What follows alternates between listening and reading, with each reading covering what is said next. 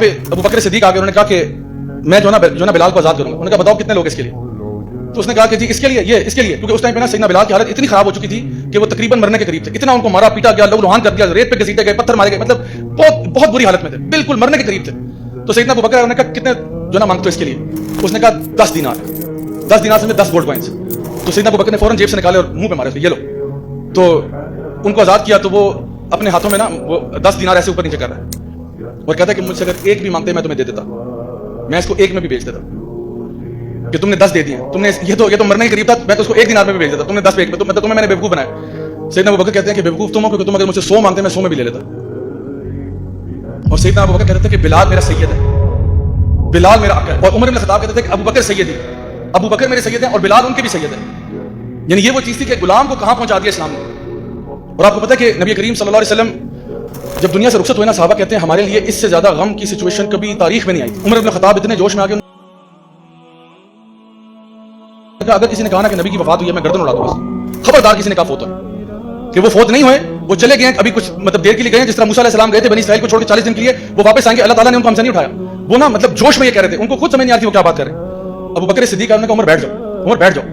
اور کہا کہ تم میں سے جو شخص اگر تو کوئی نبی کی عبادت کرتا تھا جان لو کہ نبی فوت ہو چکے ہیں، اور جو کوئی تم میں سے اللہ کی عبادت کرتا ہے جان لو کہ اللہ الحی ہے لا یموت، اللہ کو موت نہیں آتی. تو لوگوں کو بتایا کہ وہ دنیا سے جا چکے ہیں لیکن اللہ تو ہے نا ہمارے ساتھ، اللہ تو ہے، لائف ول گو آن. تو صحابہ کہتے ہیں سب سے پینفل ڈے ہمارے لیے تھا. ظہر کی نماز کا وقت آیا، سیدنا بلال نبی کی مسجد پہ چڑھ جاتے ہیں اذان دینے ایز پر یوزول. اذان دینے گئے، اللہ اکبر اللہ اکبر اللہ اکبر اللہ اکبر اشہد ان لا الہ الا اللہ اشہد ان لا الہ الا اللہ اشہد ان محمد. آگے نہیں بول سکے. دوبارہ سٹارٹ کیا، دوبارہ اشہد ان محمد پر، پھر رک گئے. تیسری دفعہ سٹارٹ کیا، پھر رک گئے. آپ کا معمول پتہ کیا تھا؟ جب بھی آپ اذان دیتے تھے نا تو آپ مسجد نبوی میں مسجد کے اوپر چڑھ جاتے تھے، اذان دیتے تھے، لاؤڈ اسپیکر تو نہیں تھے، تو مسجد کے اوپر چڑھ کے اذان دیتے تھے. اور نبی کریم صلی اللہ علیہ وسلم کا حجرہ بالکل نیچے تھا، تو اشہد ان محمد پر نیچے دیکھتے ہوتے تھے، اذان دیتے ہوئے نیچے دیکھتے تھے. اور نبی کریم صلی اللہ علیہ وسلم اکثر یہ ہوتا تھا کہ اشہد ان محمد پر باہر نکلتے تھے. تو آج آپ اذان دے رہے ہیں لیکن اشہد ان محمد پر کوئی باہر نہیں نکل، تو آپ سے اذان نہیں دی گئی. حتیٰ کہ ابو بکر صدیق آئے، انہوں نے کہا بلال بیٹھ جاؤ، اور باقی اذان انہوں نے دی.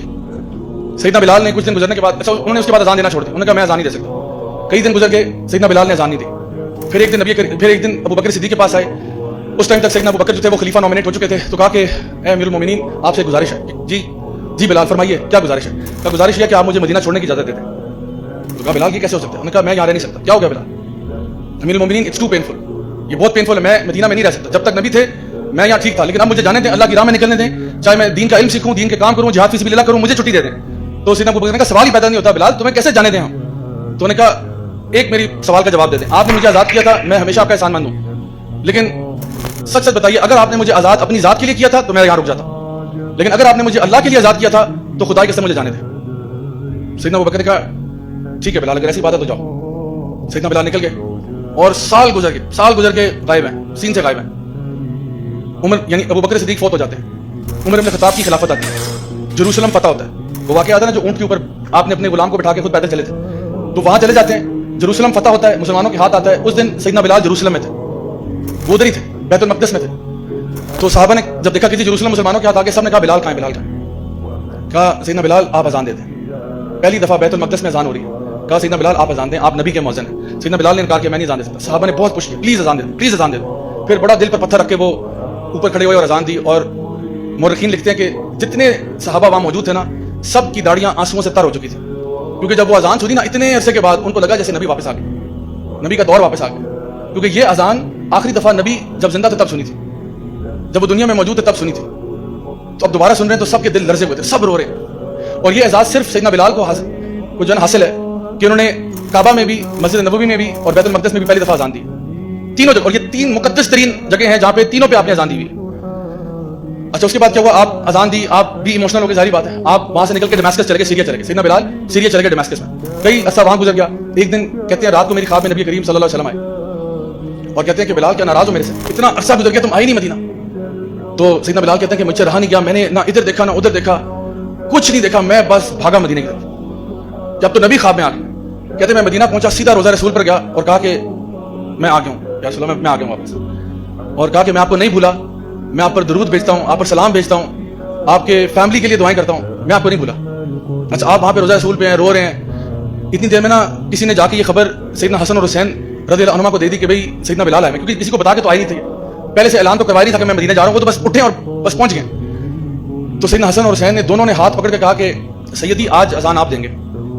اور آپ یقین کریں کہ اتنے عرصے بعد سیدنا بلال نے مدینہ میں اذان دی، اور مورخین اور محدثین لکھتے ہیں کہ کوئی ایک آنکھ بھی اس دن آنسوؤں سے خالی نہیں تھی. لوگوں نے جب اذان سنی نا، انہوں کو لگا جیسا کہ نبی کریم صلی اللہ علیہ وسلم مدینہ واپس آ گئے. آپ سوچیں کہ یہ وہ صحابہ ہیں جو نبی پر جانے دیتے تھے، یہ وہ لوگ ہیں جو اسٹرینجرز تھے، یہ وہ لوگ ہیں جو اپنے دین پر قائم تھے.